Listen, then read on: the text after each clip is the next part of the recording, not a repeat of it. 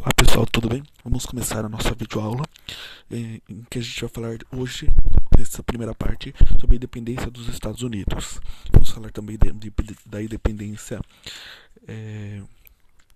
da América Espanhola, no parte 2, e do Haiti, que é bem rapidinho, para esclarecer o vídeo, tá? Que foi dado ontem pelo Centro de Mídias São Paulo. Bom, todas as independências foram muito importantes, e o que vale destacar para vocês é o fato de que as independências todas tiveram influência lá do que estava acontecendo na Europa, né? Enquanto estava acontecendo as independências, você estava tendo a Revolução Francesa, né? Os pensamentos iluministas de Rousseau, Montesquieu, Descartes já estava propagado por toda a Europa, mas e também chegando na América. E aí a ideia de liberdade, igualdade, fraternidade incendiou e iluminou a cabeça não só do mundo europeu, quanto também do mundo americano. Então, começando aí pelos antecedentes, a ideia iluminista de liberdade é o centro da força das independências, né, dos países que estavam dominados por outros. Então, como a gente vê aqui no slide, a gente está vendo a imagem aconteceu, mas o que houve para acontecer as independências? Porque também não é simplesmente o fato de querer liberdade, mas para desencadear isso precisa de um problema. E qual foi o problema que aconteceu nos Estados Unidos, né, no futuro Estados Unidos, que foi dominado pelos ingleses? Aconteceu a Guerra de 7 anos entre Inglaterra e França, que durou de 53 a 56, que durou 7 anos, esse conflito entre os dois países, com a vitória dos ingleses. Apesar dessa vitória, foi gasto muito, mas muito dinheiro para forças militares para essa vitória. Então, dessa vez, essa vitória custou muito caro. E agora a Inglaterra está em beira de uma crise financeira gigantesca. Ela precisa achar uma solução. E aonde ela vai achar essa solução? Lá no mundo das colônias, que eram divididas as colônias, assim como os Estados Unidos é dividido por estados, que cada estado tem 50 estados com certa liberdade. Lá tinham chamado de as 13 colônias da América, e essas 13 colônias seriam elas que pagariam o pato por esse problema financeiro, através de quê? De impostos. Então haveria uma série de cobranças de impostos. Apesar da tá difícil aí a coloração, depois a gente conserta quando mandar para vocês. A lei do açúcar foi um desses conflitos,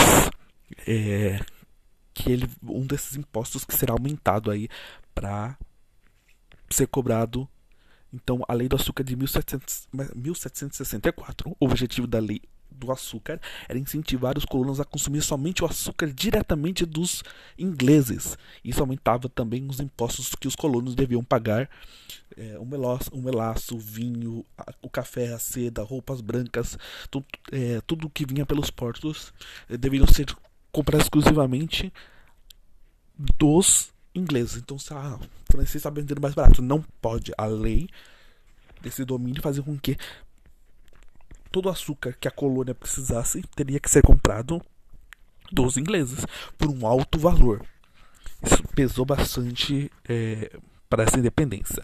A segunda ideia da independência é essa ideia do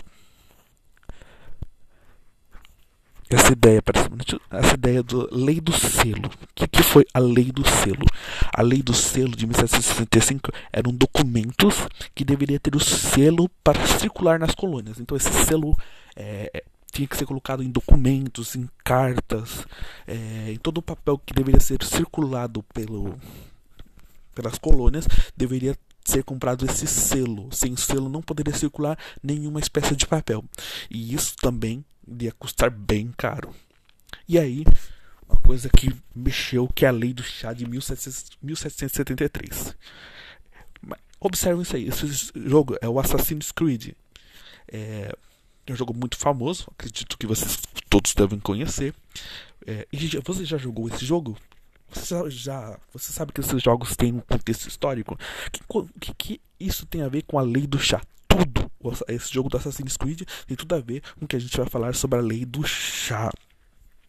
Então essa lei do chá se deu em que todo chá que antes era o livre comércio, onde eles poderiam consumir e vender esse chá nos portos, também teve um acréscimo de que todo chá deveria ser administrado pela companhia de da Índia inglesa. Então, a companhia indiana inglesa é que tomava conta dos chás. Então havia uma cobrança maior nesses impostos sobre o chá também, sobre o controle inglês, que antes não tinha e passou agora a ter todo esse controle na Inglaterra. Os ingleses não gostaram disso, como a gente vê na imagem aqui. No canto, aqui no canto, são colonos, nascidos ali na América, que se vestiram de índios e entraram no... Vamos mudar aqui, ó. Eles entraram em 1773 no Boston Tea Party, que é a festa do chá de Boston, em que eles entraram no navio disfarçados de índios e jogaram 30 caixas de chá no mar, né, mostrando a sua indignação. E aí, qual seria a posição da Inglaterra? Ela criou as leis intoleráveis. Essas leis estipulavam que o porto de Boston seriam fechados, né?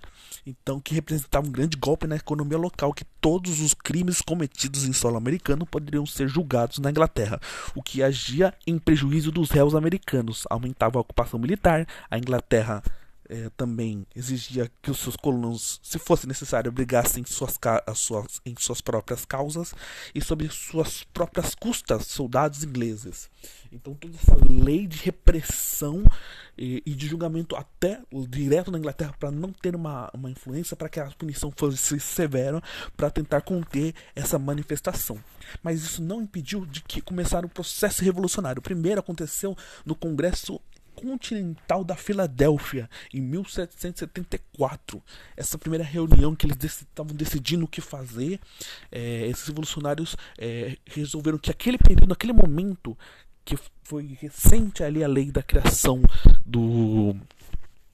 da lei de intolerável, eles acharam que não era o momento. Só que na segunda reunião, no ano seguinte, em 1775, eles já resolveram se separar. Não estava mais como manter essa relação entre Inglaterra e a colônia. Então eles acharam que era o momento certo para essa separação acontecer.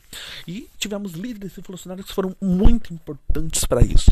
O primeiro deles, como a gente está vendo aí, é o George Washington. Ele que foi o responsável pela derrota dos britânicos, né? Ele foi um dos líderes dessas tropas revolucionárias e foi o primeiro presidente da recém-formada nação dos Estados Unidos da América, em 22 de fevereiro de 32. Então foi o primeiro presidente da história dos Estados Unidos. Então bastante importante. Depois vem o Thomas Jefferson, foi o terceiro presidente dos Estados Unidos e o principal na Declaração da Independência, que vai ser muito importante também, porque vai acontecer oficialmente essa declaração assinada, reconhecida, porque não adianta só você, me livrei e já sou separado. Você pode ter um ataque de novos países e não ser reconhecido e tal. Então eles só foram reconhecidos em 1783, tá? Então Thomas Jefferson foi o terceiro presidente dos Estados Unidos, que foi o principal autor da Declaração de Independência dos países. Muitas pessoas admiravam por ser uma pessoa que acreditava firmemente nos ideais da democracia. Isso é bastante importante. E aí a gente tem o Benjamin Franklin, também muito importante, que foi um diplomata, escritor, jornalista, filósofo, político e cientista. Ele assinou também